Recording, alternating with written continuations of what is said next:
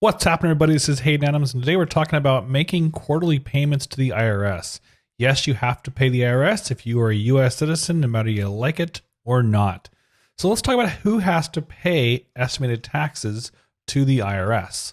So if we scroll down on this estimated tax payment page at irs.gov/business/small business self-employed estimated taxes, if you have a small business and you expect to pay at least $1,000 to the IRS, then it is recommended you pay estimated tax payments. Now, these payments are due in April, June, September, and then January of the following tax year. With that said, here's how we go about paying our estimated tax payments to the IRS. If we head back to irs.gov, reading the privacy policies, it does not recommend me to film once I log into irs.gov, so I took a few screenshots.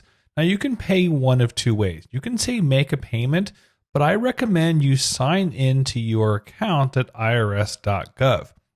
If you've never done this before, it does take a few minutes to set up, but the flip side is you can go back to your payment history.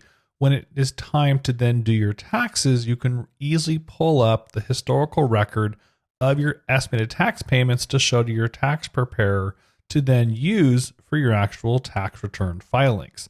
That's a lot of sentence to say. Basically, I recommend going to sign into your account and then eventually paying it, which I'm going to show you how to do on the next series of slides, which I'm not using my logged in screen recording to do due to the privacy policies of irs.gov. All right, so I'm assuming that I'm logged into irs.gov, and there's a section of payments that says payment options. I'm going to click on payment options, and what I get after that is a way to make a payment.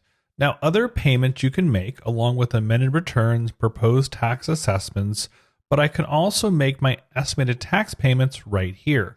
I would click on this big blue Make a Payment button on irs.gov to make my payment. On the following screen gives me a 4-step process in which to make my payment. From here, I'm going to say payment info, and I can choose either by bank account or pay by card. I do pay by bank account because it almost goes instantaneously from my bank. So there's no messy, anything that goes wrong. It either works or it doesn't work. But if you want to pay by card, go for it. I just prefer to pay by bank account, and that's how I do mine. After that, it's going to give you an option for how you want to select your payment type. Estimated tax, of course, we chose before. It's going to say select a tax year. Now, of course, you want to make sure you are paying the correct tax year. This is really important because I have done this before. The select an option will sometimes give you 2 years in the month of January. Don't forget to make sure that if you're paying in January for that last quarterly payment, you think about the before. I did do this once, but if you're paying, this video is being filmed in 2025.